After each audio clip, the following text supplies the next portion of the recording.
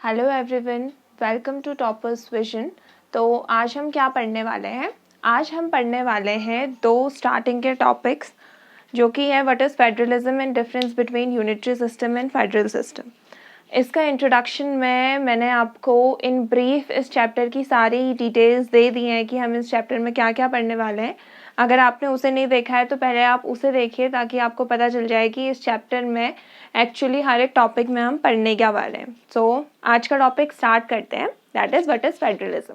ठीक है, फेडरलिज्म क्या होता है? Federalism is a system of government in which power is divided between a central authority and various constituent units of a country. जैसा कि मैंने आपको पिछली भी वीडियो में बताया था कि फेडरलिज्म क्या होता है। जैसे ये सेंट्रल गवर्नमेंट है, ऐसा नहीं है कि बस एक सेंट्रल गवर्नमेंट है। इस सेंट्रल गवर्नमेंट के अंदर क्या होगी? पावर का डिस्ट्रीब्यूशन हुआ है। सेंट्रल गवर्नमेंट के साथ साथ ही हमारे पास स्टेट गवर्नमेंट है, हमारे पास क्या है और भी रीजनल गवर्नमेंट्स हैं, और जितने भी वेरियस कॉन्स्टिट्यूएंट्स जो हमारी कंट्री के हैं उनके बीच में भी क्या हुआ है? पावर का डिवीजन हुआ है। This is federalism.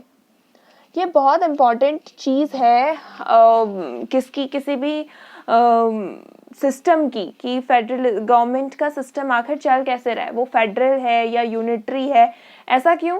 क्योंकि फेडरलिज्म जो है वो बहुत इंपॉर्टेंट रोल प्ले कर रहा है इधर। कैसे रोल प्ले कर रहा है? क्योंकि हमने फर्स्ट चैप्टर में हम ऑलरेडी पढ़ चुके हैं कि पावर डिवाइड करने के बेनिफिट्स हमारे पास क्या क्या हैं। तो फेडरलिज्म क्या है? बहुत इंपॉर्टेंट है और बहुत अच्छा है अगर किसी कंट्री में फेडरलिज्म है। तो फेडरलिज्म बेसिकली हमने पढ़ लिया कि जो सेंट्रल अथॉरिटी है, जो सेंट्रल गवर्नमेंट हम जिसे बोल रहे हैं, उसकी पावर्स को हमने क्या कर दिया है? फर्दर डिवाइड कर दिया है बिटवीन स्टेट गवर्नमेंट्स और एनी अदर कॉन्स्टिट्यूएंट जो यूनिट्स हैं हमारी कंट्री की, उनके बीच में हमने क्या कर दिया? डिवाइड कर दिया। जैसे लोकल गवर्नमेंट का कॉन्सेप्ट भी हमने फर्स्ट चैप्टर जब हमने पढ़ा था तो तब हमने वहाँ भी देखा हुआ था। ठीक है, और इसके अलावा ये जो लिखा हुआ है, this is the very important definition here. और इसके अलावा जो फेडरेशन है, ठीक है, उसमें 2 लेवल और मल्टी लेवल गवर्नमेंट होती हैं। हमें पता है कि सिर्फ एक ही लेवल नहीं है, और सब क्या करते हैं? सबकी जो पावर है वो एक दूसरे से इंडिपेंडेंट है। पावर इंडिपेंडेंट है, ऐसा नहीं है कि एक दूसरे पे डिपेंडेंट है कि सेंट्रल गवर्नमेंट के पास ही सारी सुप्रीम पावर है।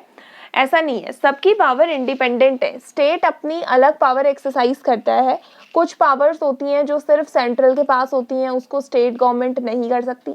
कुछ चीज़ें स्टेट के पास होती हैं, उसमें सेंट्रल गवर्नमेंट इंटरफेयर नहीं कर सकती। ठीक है, और दूसरा हम बोल सकते हैं कि जो गवर्नमेंट होती है एट द लेवल, किसी भी लेवल में, भले ही वो सेंट्रल की हो या स्टेट की हो, वो क्या करेगी? अपने अपने लेवल की जितनी उनको क्या मिली हुई है, रिस्पॉन्सिबिलिटीज मिली हुई हैं, वो उन पे पूरी तरीके से ध्यान देगी।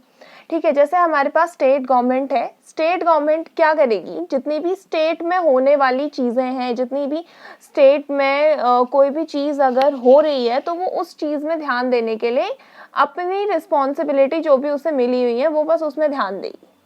ठीक है, फेडरलिज्म में। और दूसरा कि जो सेंट्रल गवर्नमेंट होगी, सेंट्रल गवर्नमेंट का क्या काम होगा? कुछ तो इनके बीच में कॉमन चीज़ें होती हैं कि सेंट्रल अगर हमें कोई चीज़ पास करनी है तो उसमें कहीं कहीं पे हमने देखा है कि सेंट्रल और स्टेट, हमें दोनों का कंसेंट चाहिए होता है, दोनों का एग्रीमेंट होना चाहिए, दोनों उस बात पे सहमत होने चाहिए, तभी वो चीज़ होगी। तो वो इन दोनों के बीच में कॉमन होती है।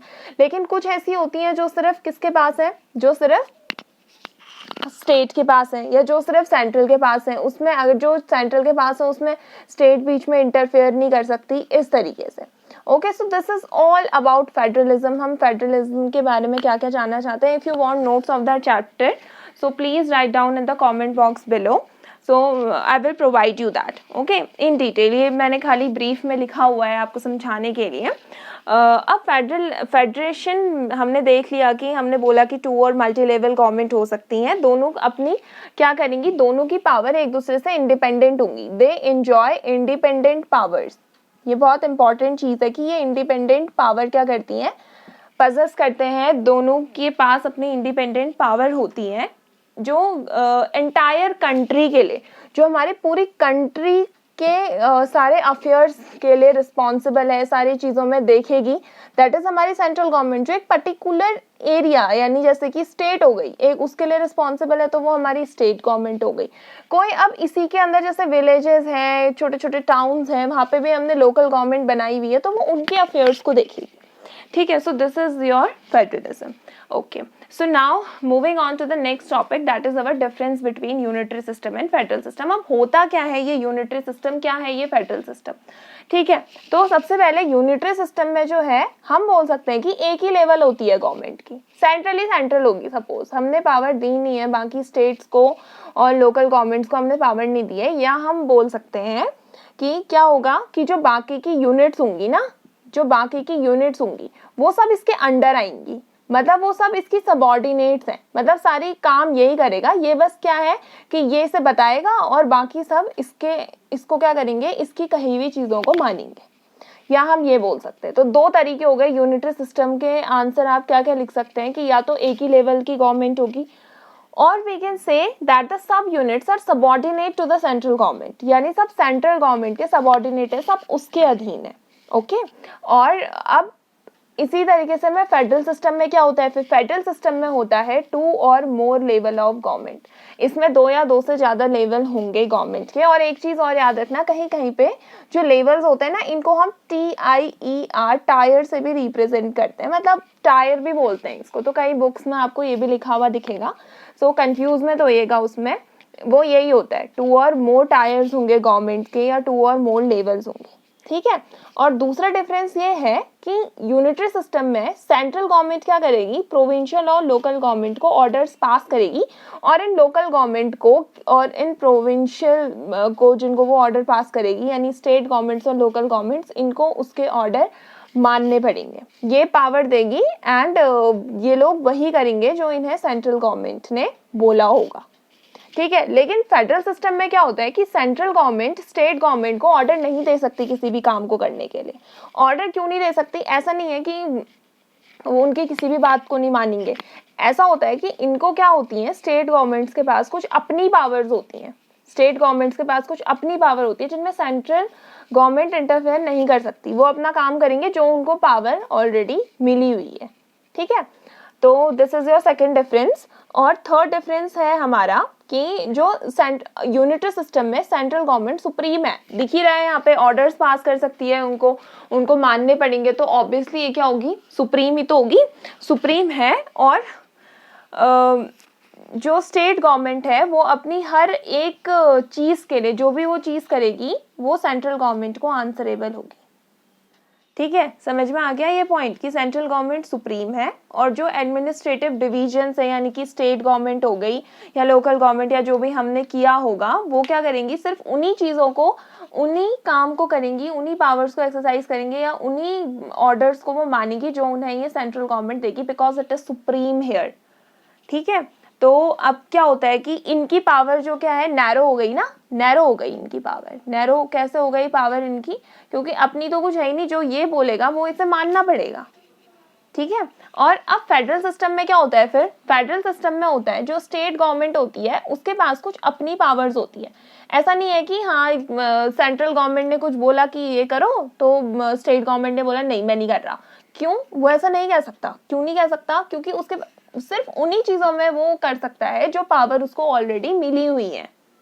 ठीक है, ये सब डिफाइंड है हमारे कॉन्स्टिट्यूशन में ही, इन सब चीज़ों को बताया गया है कि किस किस के पास कैसी कैसी पावर्स होंगी, वो क्या क्या कर सकता है। तो स्टेट गवर्नमेंट के पास जो अपनी पावर है उनमें वो कुछ भी कर सकता है। सपोज मैंने स्टेट गवर्नमेंट को बोला है कि तुम अपने स्टेट की लैंग्वेज और इन सब से रिलेटेड अफेयर्स को तुम अकेले हैंडल कर सकते हो, तो अगर इसने उससे रिलेटेड कोई भी डिसीजन लिए तो तब उस केस में ये सेंट्रल गवर्नमेंट को आंसरेबल नहीं होगा। Okay, got it. सो यही था हमारा फेडरलिज्म क्या होता है, यूनिटरी सिस्टम और फेडरल सिस्टम में क्या डिफरेंस होता है। आई होप सबको समझ में आया होगा। If you have any queries please drop them in the comment section below, तो ताकि मैं आपकी उस चीज़ में हेल्प कर सकूं। तो अगर हमें एक बार इसको फिर से समराइज करने, तो फेडरलिज्म क्या होता है। फेडरलिज्म होता है जिसमें सेंट्रल गवर्नमेंट की पावर का डिवीजन हुआ है बाकी की लेवल्स में।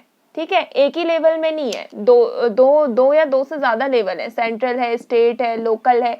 इस तरीके से क्या हुआ है, मल्टी टायर्स में पावर का डिवीजन हुआ है। This is federalism. लेकिन बात यह है कि ये इन सब के पास अपनी इंडिपेंडेंट पावर्स हैं और ये अपनी पावर को एक्सरसाइज कर सकते हैं। अगर जो उनके पास पावर है वो क्या कर सकते हैं, उसे एक्सरसाइज कर सकते हैं। They will not be answerable to the central government for that. Difference अगर हम देखें तो इसमें वन लेवल ऑफ गवर्नमेंट होती है, या फिर अगर डिविजन्स होंगे भी तो वो उसके सबऑर्डिनेट्स होते हैं। ठीक है, और नेक्स्ट इज कि फेडरल सिस्टम में क्या होता है कि 2 और मोर लेवल ऑफ गवर्नमेंट होती है, मल्टी टायर गवर्नमेंट होती है। और सेंट्रल यूनिटरी सिस्टम में सेंट्रल गवर्नमेंट क्या कर सकती है, लोकल गवर्नमेंट को ऑर्डर दे सकती है जो उन्हें मानना पड़ेगा। लेकिन सेंट्रल गवर्नमेंट स्टेट गवर्नमेंट को ऑर्डर नहीं दे सकती किसी भी काम को करने के लिए फेडरल सिस्टम के अंदर।